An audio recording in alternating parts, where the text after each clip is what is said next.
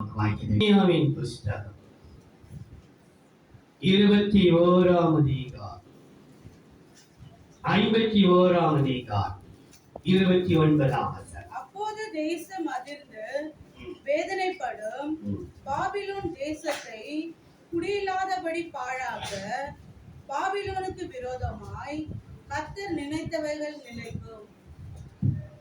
கர்த்தர் நினைத்தவைகள் நிலைக்கும். அந்த ஒரு வார்த்தை மாத்திரம் என் உள்ளத்தில் அதை படிக்கும் போது கர்த்தர் நினைத்தவைகள் நிலைக்கும். அன்பின் தெய்வம் மனன்றியோடு மனன்றியோடு மனன்றியோடு மை சோதரிக்கிறோம் மை சோதரிக்கிறோம் மை சோதரிக்கிறோம். தேவரே, அதிசயங்களை செய்கிறவரே, அற்புதமானவரே, இந்த வார்த்தையை படித்தவரையிலே இந்த ஒரு வாக்கியம், கர்த்தர் நினைத்தவைகள் நிலை. இயேசுவே இயேசுவே இயேசுவே, இந்த வார்த்தையை கொண்டு எங்களோடு பேசுவீராக. கர்த்தர் நினைத்தது தடைப்படாது என்பதை அறிந்திருக்கிறோம்.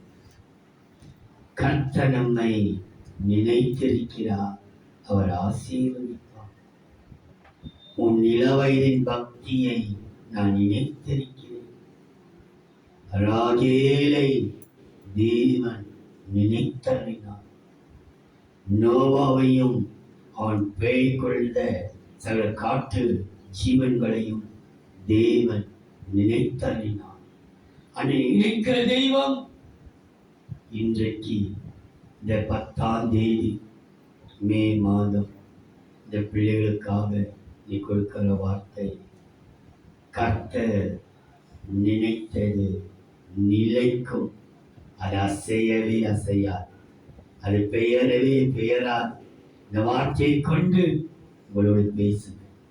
ஆண்டவரே, என் இருதயத்தின் நிறைவோ, என் மாம்ச எண்ணங்களோ, என் வாயின் வார்த்தைகளோ பதறி கூட வெளியே வந்து விடாதபடிக்கு ஆவியானவர் முழுவதும் உங்களுடைய கட்டுப்பாட்டுக்குள்ளே வைத்து நீ பேசுவீராக, நீ இடைவிடுவீராக.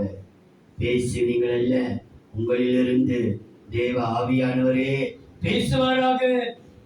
சத்தியத்தை கேட்கும் போது துக்க மயக்கமோ நீர்விசாரமோ ஏதோ யோசனையோ வசனத்தை கேட்க கூடாதபடிக்கு தடை செய்கிற அந்தகார சக்தியின் கிளிகளையும் வானமண்டல பொல்லாவின் கிளிகளையும் கட்டி சபிக்கிறேன் ஐயா.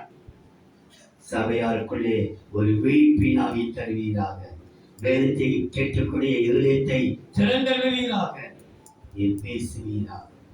இயேசுவின் நாமத்தில் பிதாவே. கர்த்தர் நினைத்தவைகள் நிலைக்கும். கர்த்தர் எதை நினைத்தார் என்று நான் உங்களோடு பேசாமல், அவர் நினைத்தது நிலைக்கும் நிலைக்கும். புலம்பலின் புஸ்தகம் 2ஆம் அதிகாரம் 17ஆம் வசனம். கர்த்தர் தாம் நினைத்ததை செய்தார். கர்த்தர் தாம் நினைத்ததை செய்தார். போதும். புலம்பல் 2:17 படியே, கர்த்தர் நினைத்ததை செய்தார். கர்த்தர் நினைத்தவைகள் நிலைக்கும். ஒரு வார்த்தை, கர்த்தர் நினைத்தவைகள் நிலைக்கும். எதை கர்த்தர் நிலைக்க செய்வார்? என்னிலே நிலைத்திருங்கள், நீங்கள் அதிக கனி கொடுப்பீர்கள். கர்த்தர் நிலைத்திருக்கும்படிக்கு நம்மை சித்தமிட்டிருக்கிறார். ஒரு வார்த்தை மாத்திரம் அந்த வசனத்தை விட்டு அடுத்த வசனம் போகாத அளவுக்கு சில நினைத்த நிலைக்கும். எது நிலைக்கும், நிலைக்கக்கூடிய காரணம் என்ன என்கிறதை துரிதமாக சொல்லி நான் முடிக்கிறேன். முதலாவதாக 72ஆம் சங்கீதம் 17ஆம் வசனம். அவருடைய நாமம் என்றென்றைக்கும் இருக்கும். 72ஆம் சங்கீதம் 17ஆம் வசனம். அவருடைய நாமம் என்றென்றைக்கும் இருக்கும். சூரியன் உள்ள மட்டும் அவருடைய நாமம் சந்தான பரம்பரையாய் நிலைக்கும். அவருடைய சந்தானம் பரம்பரை பரம்பரையா நிலைக்கும். நம்முடைய சந்தானம் நிலைக்கும். சந்தானம் என்றால் நம்முடைய பிள்ளைகள், பிள்ளைகளுடைய பிள்ளைகள், அவருடைய பிள்ளைகளுடைய பிள்ளைகள். உன் சந்தானம், ஆளுடைய வசனம், உன்னுடைய சந்தானத்தின் மீது ஆசீர்வாதத்தையும் உன் சந்தனத்தின் மீது தேவனுடைய ஆவியையும் ஊற்றி அவர் சொல்லியிருக்கிறாரே. கர்த்தருடைய வார்த்தை, உன் சந்தானம் நிலைக்கும். உன் பிள்ளைகளுடைய எதிர்காலம் நிலைத்து நிற்க வைக்கிறது.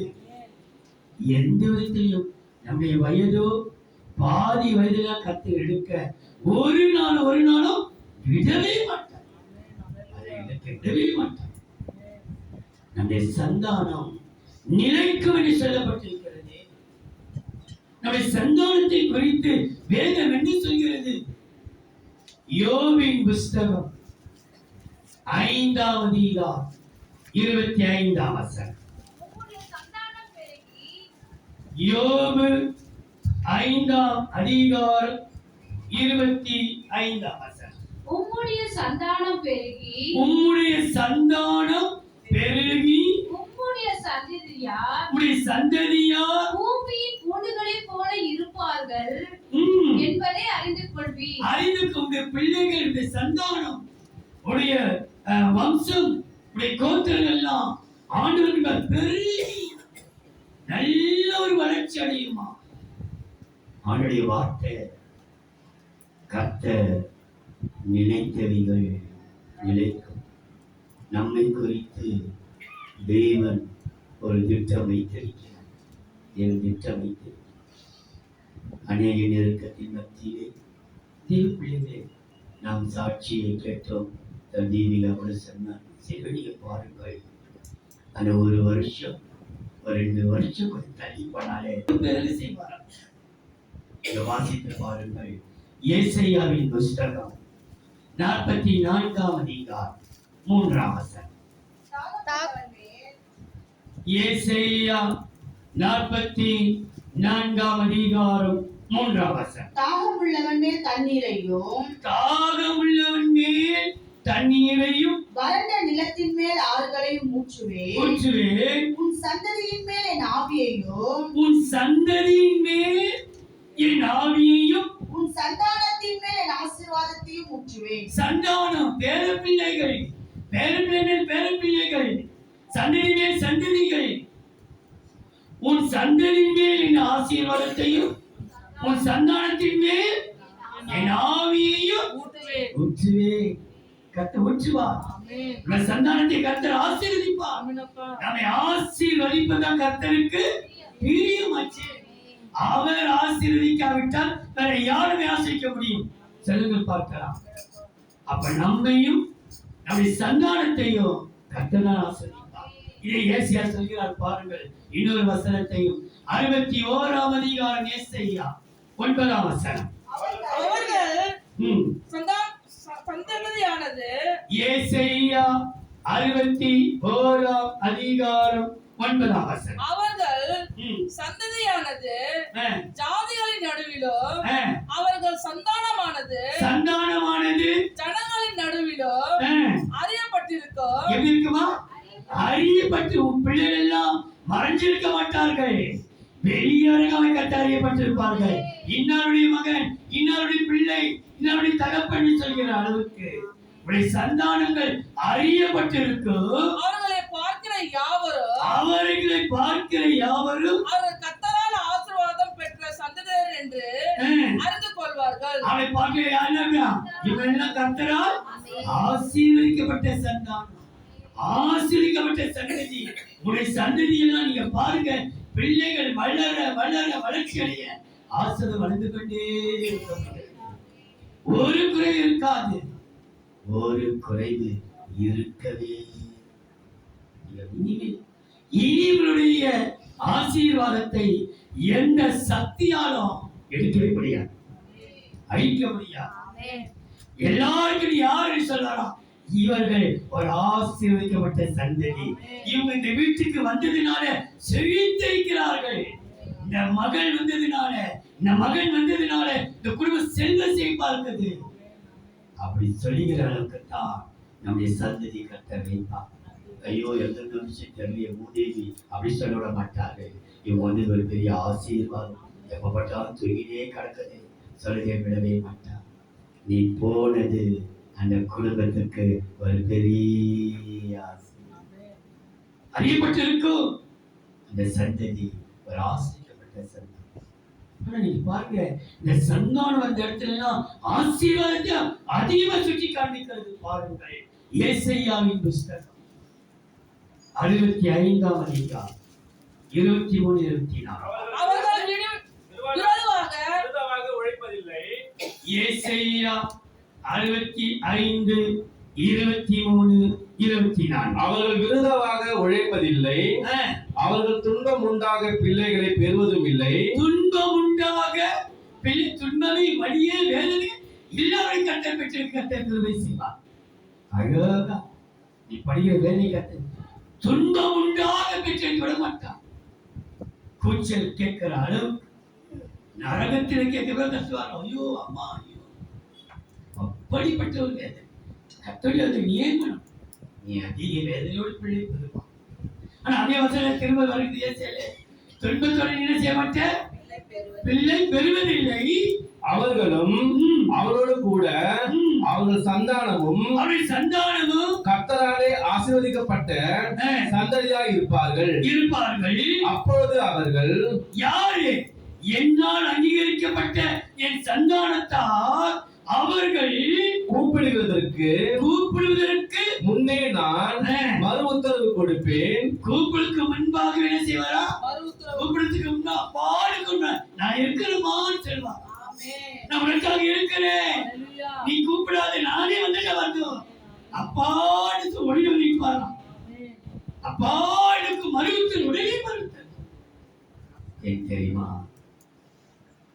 கர்த்தர் நினைத்தவைகள் நிலைக்கும். சந்தானத்தை அவன் நினைத்திருக்கிறார். சந்தானம் நிலைக்கும். நிலைப்பதினாலே கர்த்தர் மறு உத்தரவு கொடுப்பார். நீ கூப்பிட முன்னே ஏன்பா எனக்கு செய்யலையா, நிச்சயம் செய்ய வல்லவராக இருக்கிறார், உடனே செய்ய வல்லவராக இருக்கிறார். அநேக பிள்ளைகளுக்காக நாம் தொடர்ந்து இந்த கர்ப்பத்தின் கனிக்காக பெயர் சொல்லி சொல்லி ஜெபித்துக் கொண்டிருக்கிறோம்.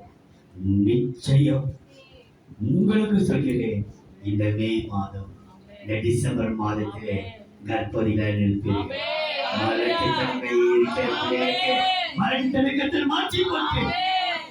டிசம்பர் மாதம் 31ஆம் தேதி வரும்போது கர்ப்பத்தின் கனியோடு தெரியுமா, உன் சந்தானம் ஆசிரிக்கப்பட்ட சந்தானம். நீ கூப்பிடுவதற்கு முன்பாகவே கர்த்தர் உனக்கு மறு உத்தரவு கொடுப்பார். சந்தானம் நிலைக்கும். அவன் நினைத்திருக்கிறார், ஆகினால் மறு உத்தரவு கிடைக்கும்.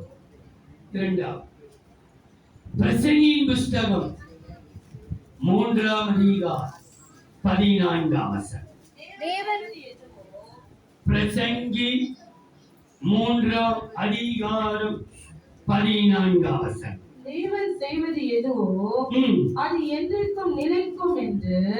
தேவன் செய்வது நிலைக்கும். கர்த்தருக்காக செய்து கொண்டிருக்கிறார், செய்ய போகிறார், செய்து விட்டார் அல்ல, இனிமேல் தான் உனக்காக செய்து கொண்டிருக்கிறார். தேவன் செய்வது எதுவோ அது நிலைக்கும். கர்த்தர் நினைத்தவைகள் உனக்காக இதை அவர் செய்து கொண்டிருக்கிறார். இந்த மே மாதம் 10ஆம் தேதி உனக்காக பரலோகம் எதையும் செய்து கொண்டிருக்கிறது. அவர் செய்த நிலைக்கும். தேவன் செய்வது எதுவோ அது நிலைக்கும். மகளே மகளே, எனக்கு செய்யலையே எனக்கு செய்தி கலங்காதே. உனக்காக கர்த்தர் செய்து கொண்டிருக்கிறார். செய்வதற்காக தான் இன்னைக்கு வாக்கு பண்ணுகிறார். உன் வருமானத்தை கர்த்தர் ஆசைக்கப்படுகிறார். உன் கையின் பிரயாசத்தை ஆசைக்கப்படுகிறார். உன் தேவை கர்த்தர் சந்திக்கப்படுகிறார். நீ நினைச்சு பார்க்காத காரியங்களை உனக்கு அவர் செய்து முடிக்கப்படுகிறார். அவர் செய்வார். அவர் செய்தது நிலைக்கும். செய்ய போகிறது நிலைக்கும். செய்து கொண்டிருக்கிறது நிலைக்கும். தேவன் செய்வது எதுவோ அது நிலைக்கும். அவர் என்ன செய்கிறார் பாருங்கள். யாத்திராகமம் 11ஆம் அதிகாரம் 3ஆவது. யாத்திராகமம் 11ஆம் அதிகாரம் 3ஆவது. அப்படியே கர்த்தர் ஜனங்களுக்கு எகிப்தியரின் கண்களில் தயவு கிடைக்கும்படி செய்தார். தயவு, நீ எங்கே போய் நீ நிற்கிறாயோ அவங்க கண்களில் உனக்கு தயவு கிடைக்கும். ஆனா இப்போ நீங்க எப்ப நிக்க வேண்டியது? எல்லாமே ஆன்லைன் தானே வருது. நீ வேலைக்கு அப்ளை பண்ணாலும், கேஸுக்கு அப்ளை பண்ணாலும், நீ ரேஷனுக்கு அப்ளை பண்ணாலும், நீ எதற்கு நீ அப்ளை பண்ணாலும் ஆன்லைன் தான் பண்ணணும். அப்பா உன் பெயரை ஆன்லைன்ல பார்க்கிற அதிகாரியை கண்களே உனக்கு தயவு கிடைக்கும். நீ அறியாத ஜனங்கள் கூட உன் பேரை பார்க்கும் போது இந்த பேருக்கு வேலை கொடுக்கணும் என்று சொல்லி அவர் முத்திரை கேட்பார்கள். ஏன் தெரியுமா? பார்வோடைய இஸ்ரவேல் ஜனங்களுக்கு ஒருத்தரா 2 பேரா எத்தனை லட்சம் ஜனங்கள். யாரெல்லாம் கேட்டார்களோ எல்லாருக்கும் கொடுத்தாங்களாம். வெள்ளி கேட்டா வெள்ளியை கொடுத்தாங்களாம், பொண்ணை கேட்டா பொண்ணை கேட்டாங்களாம். வைரங்கள், வைடூரியங்கள், கோவல கற்கள் எல்லாம் கூட அந்த இஸ்ரவேல் ஜனங்களுக்கு எகிப்தியர் கொடுத்தார்களாம். ஏன் தெரியுமா? அவங்க கொடுத்ததுனால தான் பெரிய ஆளுநர்கள்லாம் பவளங்களும் மாணிக்கங்களும் விழுந்தது. தேவ பிள்ளைகளே, இன்றைக்கு ஆண்டுடைய வார்த்தை தயவு கிடைக்கும்படி செய்கிறான் சொல்லப்பட்டிருக்கிறது. அது மாத்திரமல்ல, என்னாகமம் 23ஆம் அதிகாரம் 23ஆம் வசனம். என்னாகமம் 23ஆம் அதிகாரம் 23ஆம் வசனம். யாக்கோபுக்கு விரோதமான மந்திரவாதம் இல்லை, இஸ்ரவேலுக்கு விரோதமான குறி சொல்லுதலும் இல்லை. தேவன் என்னென்ன செய்தார் என்று, என்னென்ன உனக்காக செய்தார் என்று கொஞ்ச காலத்திலே யாக்கோபையும் இஸ்ரவேலையும் குறித்து சொல்லப்படும். என்ன செய்வ கொஞ்சம் பொறுத்திருப்பா. உனக்கு விரோதமாக என்ன மாய மந்திர சூழ்ச்சி செய்தாலும் அதெல்லாம் கண்ணால பார்க்கும்படி என்ன செய்தார் என்கிறதை பொறுத்திருந்து பார்க்க வைக்கிறார். கண்களை என்னென்ன செய்ய போகிற பாரு. என்னென்ன சூழ்ச்சி உன்னை அழிக்க பார்த்த கூட்டத்திற்காக உன்னை அழிக்காமல் நிற்க வச்சிருக்கிறார். நீ சொல்ற எனக்கு கால் வலி, கை வலி, தலைவலி, பல்வலி, இதெல்லாம் வியாதி இல்ல, உனக்காக செய்யப்பட்ட சூழ்ச்சியினாலே இன்னும் கொஞ்ச காலத்திலே கர்த்தர் என்னென்ன செய்ய போகிறார் என்பதை நீ பொறுத்திருந்து. அவர் செய்வார். உனக்கு விரோதமா செய்தது வாய்க்காமல் போனது. உனக்கு விரோதமாய் சூழ்ச்சி செய்யப்பட்ட தந்திரமான யோசனைகள் ஒன்றுமில்லாமல் போனது. அகித்தோபின் ஆலோசனைகள் பைத்தியமாக்கப்பட்டது. அகித்தோபன் இல்லாமல் போயிட்டானே. அவனுடைய ஆலோசனையினாலே நாடே குட்டிச்சவராக நினைச்சுதான் அகித்தோபன் இல்லாமலே போயிட்டான், மாண்டு போயிட்டான். இன்னைக்கு தேவ பிள்ளையே, நமக்கு விரோதமாக சிலர் ஆலோசனை சொல்கிற ஆலோசனை கத்தை பைத்தியமாக்கி கொள்வார். நீங்க கவலைப்படாது. தேவன் என்னென்ன செய்தார், செய்ய போகிறார்கிறதை இன்னும் கொஞ்ச நாட்கள், 10 தேதி, 20 நாட்களுக்குள்ள நம்முடைய காரியத்தை அவர் பார்க்கிறோம். கொஞ்சம் போறேன். நியாயாதிபதிகள் 6ஆம் அதிகாரம் 40ஆம் வசனம். நியாயாதிபதிகள் 6ஆம் அதிகாரம் 40ஆம் வசனம். அப்படியே தேவன் அந்த ராத்திரி செய்தார். அந்த ராத்திரி இன்றைக்கு ராத்திரியோட செய்கிறார்.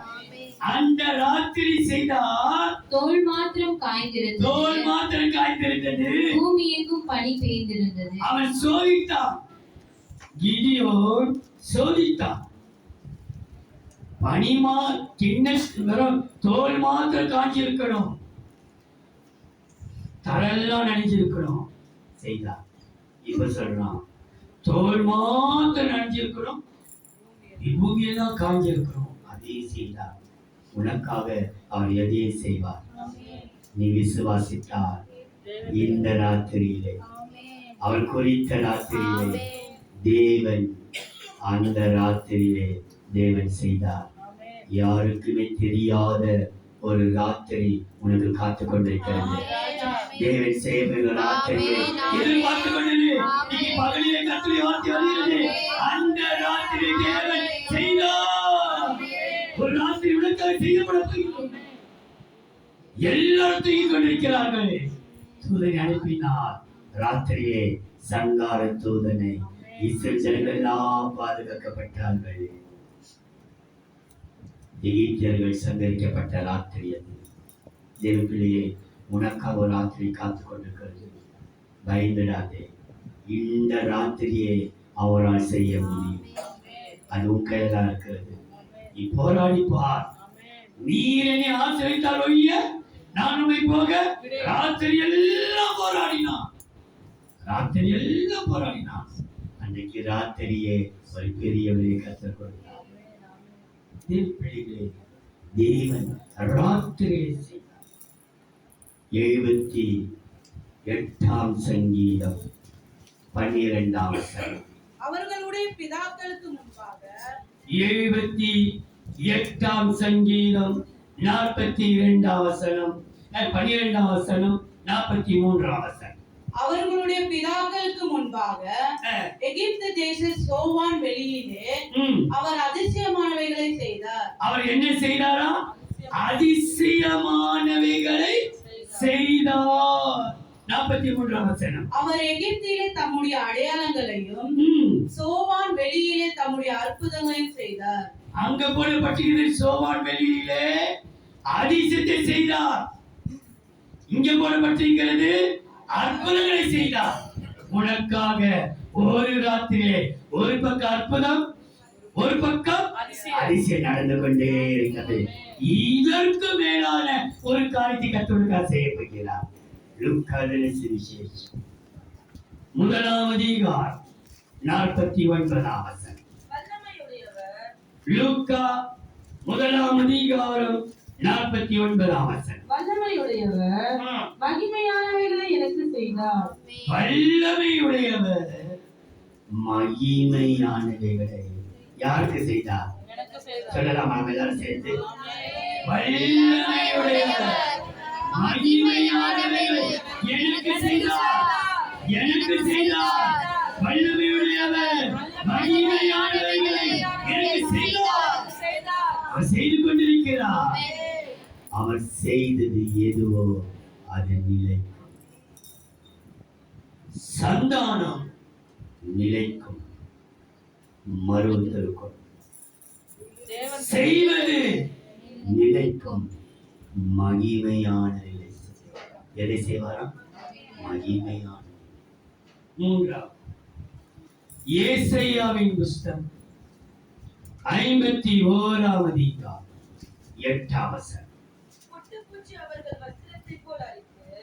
ஏசாயா 51ஆம் அதிகாரம் 8ஆம் வசனம். பொட்டுப்பூச்சி அவர்களை வஸ்திரத்தை போல் அரித்து புழு அவர்களை ஆட்டுமயிரை போல் தின்னும். என்னுடைய நீதியோ என்றென்றைக்கும் நிலைக்கும். என்னுடைய நீதி நிலைக்கும். நிலைக்குமா? நீதி அநியாயம் செய்யறாங்க பாஸ்டர். நான் அநியாயமா பாடுபட்டேன். நாங்க நீதியா நடக்கிறோமே.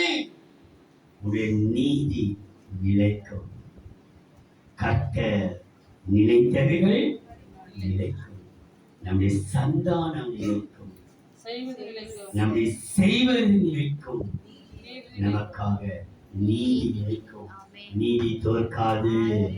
தோற்க பிறந்தவர் அல்ல, நீ தோற்க பிறந்தவன் அல்ல. நான் ஜெயிக்க பிறந்தவர்கள். தோல்வியை போல இருக்கலாம் நமக்கு, ஆனால் தோல்வி அல்ல. நீதியோ நிலைக்கும், நீதியோ நிலைக்கும். இந்த நீதி குறித்து சங்கீதக்காரன் சொல்றார் பாருங்கள். 72ஆம் சங்கீதம் 2ஆம் வசனம். அவர் தம்முடைய ஜனங்களை நீதியோடும் 72ஆம் சங்கீதம் 2ஆம் வசனம். அவர் உம்முடைய ஜனங்களை நீதியோடும் நீதியோடும் உம்முடைய ஏழைகளை ஞானத்தோடும் விசாரிப்பார். என்ன செய்வாரா? விசாரிக்கிற கர்த்தர் அவர். அவர் ஏழைகளின் நீதியை, நியாயத்தை விசாரிப்பார். விட்டுட மாட்டார், அமைதியா இருக்க மாட்டார், கண் மூடினர்கள் இருக்க மாட்டார், கண்ணு காணாமல் இருக்கவே மாட்டார். நிச்சயமாகவே என் விசாரிப்பார். அவர் நீதியை, ஏழைகளுடைய நீதியை அவர் விசாரிக்கிறது மாத்திரமல்ல. லூக்கா சுவிசேஷம் 1ஆம் அதிகாரம் 71ஆம் வசனம். உங்கள் சத்துருக்களின் கைகளில் நின்று லூக்கா 1ஆம் அதிகாரம் 71ஆம் வசனம். உங்கள் சத்துருக்களின் கைகளில் நின்று நீங்கள் விடுதலையாக்கப்பட்டு உயிரோடு இருக்கும் நாளெல்லாம் பயமில்லாமல் எனக்கு முன்பாக பரிசுத்தத்தோடும் நீதியோடும், எதையோடு? பரிசுத்தத்தோடு கூட, அநீதி அல்ல, நீதியோடு எனக்கு ஊழியம் செய்ய கட்டளையிடுவேன் என்று கட்டளையிடுவார். நமக்காக தைரியமாக ஊழியம் செய்ய தேவன் நமக்கு கட்டளையிடுவார். அதுக்கு காரணம் பரிசுத்தத்தோடு, நீதியோடு, தைரியத்தோடு அவருக்கு நின்று ஊழியம் செய்ய. காரணம் இப்படிப்பட்ட கிருபைகள் எல்லாம் நம்ம குற்றிகிறார். நீதியோடு நம்மை காரியத்தை நிறைவேற்றி முடிப்பாராம். உன் காரியம் என்ன? நாங்க நீதியா இருக்கிறோம், அநீதி ஜெயிச்சுன்னு இருக்குது, நாங்க தோற்கனே இருக்கிறது இல்ல. நீதி ஜெயிக்கும். இந்த பூமியில உன் கண்கள் காண்பேன், நீதியோடு அவன் உன் காரியத்தை ஜெயிக்க வைப்பார். ரோமரின் புஸ்தகம் 9ஆம் அதிகாரம் 28ஆம் வசனம். அவர் நீதியோடு சீக்கிரமாய். ரோமர் 9ஆம் அதிகாரம் 28ஆம் வசனம் 30ஆம் வசனம். அவர் நீதியோடு சீக்கிரமாய் தம்முடைய காரியத்தை நிறைவேற்றுவார். காரியத்தை சீக்கிரமாய் நீதியோட. உன் நீதி கர்த்தருக்கு தெரிந்திருக்கிறது, யாருக்குமே தெரியாது. ஆனா நீதியோடு உன் காரியத்தை சீக்கிரமாய் நிறைவேற்றி முடிப்பார். கர்த்தர் பூமியிலே சீக்கிரமாகவே காரியத்தை நிறைவேற்றி முடிப்பார் என்றும். எப்படியா உன் காரியம் எப்படி பிடிக்குமா? சீக்கிரத்துல நீ எந்த காரியத்தை நினைச்சு வந்திருக்கிறியோ அந்த காரியத்தை சீக்கிரம் இதே பூமியில எப்ப பாசம் செய்ய போறாரு. நான் கண்ண முன்னாக்கா வருமா? இல்லவே இல்லை. இதோ பூமியிலே அந்த காரியத்தை 30ஆம் வசனம். இப்படி இருக்க நாம் என்ன சொல்லுவோம்? நீதியை தேடாத புறஜாதியார், நீதியை தேடாத அநீதி செய்தார் புறஜாதியார், நீதியை தேடாத புறஜாதியார் நீதியை அடைந்தார்கள். அது விசுவாசத்தினால் ஆகும் நீதியே. எதனால? எனக்கு நீதி செய்வார். நான் பார்ப்பேன், கண்ணால பார்ப்பேன், இந்த சின்ன கண்ணால பெரிய பெரிய அதிசயத்தை காண்பேன், என காண வைப்பா. நீ விசுவாசிகளெல்லாம் அது நீதி. தேவ பிள்ளையே, அப்ப தேவன் இதையெல்லாம் நீதிக்குள் இவ்வளவு ஆசை வைத்திருந்தாலும் விசேஷித்த ஒரு ஆசத்தையும் இது நீதிக்குள்ள கத்த வச்சிருக்கிறார். என்றால் நீதியோ நிலைக்கும். யார் நீதி நினைத்தது? கர்த்தர். கர்த்தர் நினைத்தவைகள் நிலைக்கும். எதை நினைச்சிருக்கிறார்? நம்ம நீதியை. நம்ம நீதி நினைச்சதுனால நடக்கிற நன்மை பாருங்கள். எரேமியா 4ஆம் அதிகாரம் 2ஆம் வசனம். எரேமியா 4ஆம் அதிகாரம் 2ஆம் வசனம். உண்மையோடும் நீ உண்மையோடும் நியாயத்தோடும் நீதியோடும் கர்த்தருடைய ஜீவனை கொண்டு ஆணையிடுவாய். ஆணையிடுவாய். புறஜாதிகளும் அவருக்குள் ஆசீர்வதிக்கப்பட்டு அவருக்குள் மேன்மை பாராட்டுவார்கள். அவர்கள் என்ன செய்வார்களா? மேன்மை. நம் மூலமாக புறஜாதிகள் கூட ஆசீர்வதிக்கப்படுவார்கள். காரணம் அவருடைய நீதியினாலே நியாயத்தினாலே மேன்மை பாராட்டு.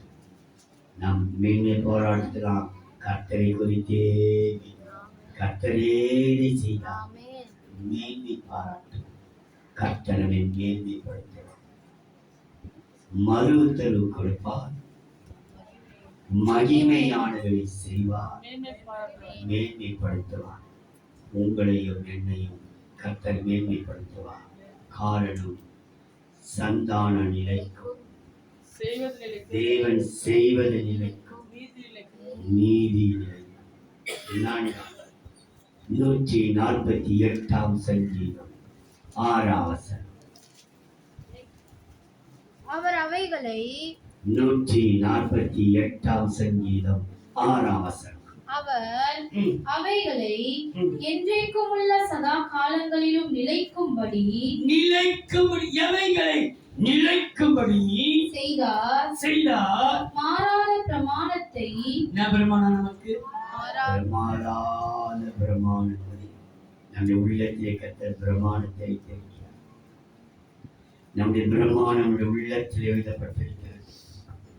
வேதத்திலே எழுதாத சில காரியங்கள் எல்லாம் நம்முடைய உள்ளத்தில் எழுதப்பட்டிருக்கிறது. வேதத்திலே எழுதியிருக்கிறதா கேட்பார்கள். வேதத்திலே சினிமா பார்க்க கூடாது என்று எழுதியிருக்கிறதா? சீரியல் பார்க்க கூடாது என்று எழுதியிருக்கிறதா? சில காரியங்கள் சொல்லிக்கொண்டே போகலாம். ஆனால் அவையெல்லாம் வேதத்தில் எழுதல, நம்முடைய மனதில் எழுதப்பட்டிருக்கிறது. எங்க எழுதப்பட்டிருக்கலாம்? பிரமாணம் எங்க எழுதப்பட்டிருக்கிறது? உங்களுக்கு தெரியுமா அந்த வசனம் இருக்குது? எரேமியா 31 அதிகாரம் 33 வசனம். அந்நாட்கள் பிற்பாடு எரேமியா 31 அதிகாரம் 33 வசனம். அந்நாட்களுக்கு பிற்பாடு நான் இஸ்ரவேல் குடும்பத்தோடு பண்ண போகிற உடன்படிக்கையாவது நான் என் நியாய பிரமாணத்தை அவர்கள் உள்ளத்திலே வைத்து, நம்ம கையில கொண்டு வேலைக்கு அல்ல, எங்க உள்ளத்திலே வைத்து அதை அவர்கள் இருதயத்திலே எழுதி நான் அவர்கள் தேவனாய் இருப்பேன், அவர்கள் என் ஜனமாய் இருப்பார்கள் என்று கர்த்தர் சொல்லுகிறார். கர்த்தர் சொல்லி என்ன சொல்றாரா? இருதயத்தில் பிரமாண நிலைக்கும் சொல்லப்பட்டிருக்குதா? பைபிள் சொல்லி கேட்டலாம். பைபிள் எழுதிய காட்டுங்க பார்க்கலாம். பைபிள் எழுதல, என் இருதயத்திலே கர்த்தர் எழுதி வச்சிருக்கிறார். வேத வசனம் சொல்லுது. எபிரேயர் 8 அதிகாரம் 10 வசனம். எபிரேயர் 8 அதிகாரம் 10 வசனம். அந்த நாட்களுக்கு பின்பு நான் இஸ்ரவேல் குடும்பத்தாரோடும் பண்ண உடன்படிக்கையாவது என்னுடைய பிரமாணங்களை அவர்களுடைய மனதிலே வைத்து, இருதயத்தில் நம்ம சிந்திக்கிற மைண்ட், யோசிக்கிற மனதிலே பிரமாணம் செய்கிறார். இருதயத்தில் மாத்திரமல்ல, நீ யோசிக்கிற ஒவ்வொரு யோசனையிலையும் இது செய்து தப்பா, யோசிக்கிறேன் இது செய்து தப்பா, தப்பு இல்லையே, இன்னொன்னு தப்பு அவங்களாவே செய்திருக்கிறாங்க. பைபிள் கூட எவ்வளவு எழுதி இருக்குது. அவங்களாம் செய்து நம்ம செய்து தப்பா, நீ யோசிக்கிறப்பா, யோசனை கருத்தை எழுதி வைக்கிறார். உன் இருதயத்தில் மாத்திரமல்ல, உன் மனதிலே வைத்து அவர்களுடைய இருதயங்களில் அவைகளை எழுதுவேன். இருதயத்தில் எழுதி வச்சிருக்கிற எங்க எழுதிருக்கிற காட்ட பார்க்கலாம். பைபிள்ல காட்டுல பார்க்கலாம். எங்க எழுதிருக்கு? சேர்த்து போட எழுதிருக்க காட்ட. அப்பா பைபிள் எழுதலப்பா, உன் இருதயத்திலேயும் நீ இருதயத்தில கர்த்தர் எழுதி வச்சிருக்கிறார். உன் இருதயத்தை திறந்து பார். இருட்டு போய் கிடந்தது, அதை வெளிச்சம் போட்டு பார். அது இருதயத்தில் எழுதப்பட்டிருக்கிறது. உன் மனதை யோசிக்கிற பத்தியா, இது தப்பா, இது தப்பா, அதோட தப்பு இல்லை. உன் மைண்ட்ல கூட கத்த விட்டுருக்க மனதில். இந்த பிரமாணத்தை தேவன் நிலைக்க செய்வார். இந்த பிரமாணத்தினாலே எத்தனையோ ஆசிரியர் இருந்தாலும் அது ஒரு விசேஷ காரியத்தை சொல்லுகிறேன். எசேக்கியேல் 43 வசனம். ஆலயத்தினுடைய பிரமாணம். எசேக்கியேல் 43 வசனம். ஆலயத்தினுடைய பிரமாணம் என்னவென்றால் மலையின் உச்சியின் மேல் சுற்றிலும் அதில் எல்லை எங்கும் மிகவும் பரிசுத்தமாய் இருக்கும். பிரமாணம் என்ன? வானத்தின் பிரமாணம் பரிசுத்தம் அல்ல, மிகவும் பரிசுத்தம் என்று எழுதப்பட்டிருக்கும். இதுவே ஆலயத்தினுடைய பிரமாணம். ஆலயத்தின் பிரமாணம் இதுதான். உன் சரீரமாகிய ஆலயத்தின் பிரமாணம் எதுனா பரிசுத்தம். உன் சிந்தையில கூட, உன் கண்ணின் பார்வையில கூட, உன் வாயின் வார்த்தையில கூட, உன் இருத்தின் நினைவு கூட பரிசுத்தம் தான் பிரமாணம். வேற எதையும் நீ யோசிக்கலாம். ஆனால் இந்த பிரமாணத்தை நீ கடைபிடிப்பாயனா கர்த்தர் உனக்கு செய்கிறதை பாருங்கள். சங்கீதம் 40 சங்கீதம் 8:9. சங்கீதம் 40:8-9. என் தேவனே, உமக்கு பிரியமானதை செய்ய விரும்புகிறேன். உமக்கு பிரியமானதை செய்ய விரும்புகிறேன். உமது நியாய பிரமாணம் என் உள்ளத்திற்குள் இருக்கிறது என்று சொன்னேன். உங்களுடைய ஞாபகம் எங்க இருக்குது? என் உள்ளத்தில் இருக்கிறது சொன்னேன். மகா சபையிலே நீதியை பிரசங்கித்தேன். கவனிங்க, என்ன செய்தனா? மகா சபையிலே என்னை பிரசங்கித்தேன். உன்னை மகா சபையிலே நிறுத்தும். இந்த பிரமாணத்தை மாத்திரம் நீ கடைபிடிப்பானால் அது மகா பெரிய சபை கூட, எந்த சபையா இருக்கட்டும், மகா சபையிலே உன்னை நிற்க செய்வார். பிரசங்கிக்க, வொர்ஷிப் பண்ண, சாட்சி கொடுக்க, பாடல் பாட, எந்த இடத்திலையும் நீ மகா சபையிலே ஒரு அங்கத்தினர் மாறிவிடுவார். உனக்கு ஒரு மகா சபை உண்டு. நீ பிரமாண நிலைக்கும் உன்னை மகா சபையிலே நிற்க செய்வார். கடைசி பிரசங்கி 8:15. பிரசங்கி 8:15. ஆகையால் நான் களிப்பை புகழ்ந்தேன், புசிப்பதும் குடிப்பதும் மகிழ்வதே அல்லாமல் சூரியனுக்கு கீழே மனுஷனுக்கு வேறொரு நன்மையும் இல்லை. சூரியனுக்கு கீழே தேவன் அவனுக்கு தந்த ஜீவ காலத்தின் அவன் பிரயாசத்தினால் அவனுக்கு நிலைக்கும் பலன் இதுவே. நிலைக்கும் பலன் இதுவே. நீ விடுகிற கண்ணீருக்கு பலன் இதுவே. நீ செய்கிற ஒவ்வொரு காரியத்திற்கும் இதுவே பலன் நிலைக்கும். கர்த்தர் நினைத்தவைகள் நிலைக்கும். கர்த்தர் செய்கிறது நிலைக்கும். தேவன் நம்ம பலன் எனக்கு பலனே இல்லாம போயிடுச்சு, இவ்வளோ காலம் உழைச்சேன், இவ்வளவு உழைக்கிறேன், எனக்கு பலன் இல்லை. நிச்சய கத்த சொல்றா, அந்த பலன் பரலோகம் வரைக்கும் அதை நிலைத்திருக்க வையும். நீ விட்ட கண்ணீருக்கும், சந்தித்த அவமானங்களுக்கும், நீ கதறுகிற கதவுக்கும் நிச்சயம் பலன் உண்டு. இந்த சபைக்கு ஓடி வருகிற உனக்கு நிச்சயம் பலன் நிலை. இந்த வசனம் சொல்கிறது மத்தேயு சுவிசேஷம் 5:12 வசனம். சந்தோஷப்பட்டு களி கூறுங்கள். மத்தேயு 5:12. சந்தோஷப்பட்டு களி கூறுங்கள். சந்தோஷப்பட்டு களி கூறுங்கள். பரலோகத்தில் உங்கள் பலன் மிகுதியாய் இருக்கும். எப்படி இருக்குமா? உங்களுக்கு இங்க மாத்திரமல்ல, பரலோகத்திலேயோ உங்க பலன் மிகுதியா இருக்கு. நமக்கு நேரம் இல்லை. வெளிப்படுத்தி 22:12 சொல்கிறது, இதோ அவன் அவனுக்கு செய்த தக்கதாக அவன் செய்த தக்க பலன் என்னோடு கூட வருகிறது. நீ செய்கிற ஒவ்வொன்றுக்கு பலன் உண்டு. ஆண்டவரே, நாங்கள் உம்மை சேவிக்கிறதினாலே சுதந்திரமாகிய பலனை உம்மை சேவிக்கிறதினால் கொலோசையர் 3:23 சொல்லப்பட்டிருக்கிறது, உம்மை சேவிக்கிறதினாலே சுதந்திரமாகிய பலனை நாங்கள் பெற்றுக்கொள்வோம். உம்மை சேவிக்கிறோம். உண்மையெல்லாம் நாங்கள் வேற யாரை சேவிப்போம்? ஆனால் ஒன்று, அவரை சேவிக்க சேவிக்க பலன்கள் சுதந்திரம் நமக்கு கிடைக்க கிடைக்க எல்லாவற்றையும் பட்டுக்கொண்டு மரம் என்று சொன்னீங்களா?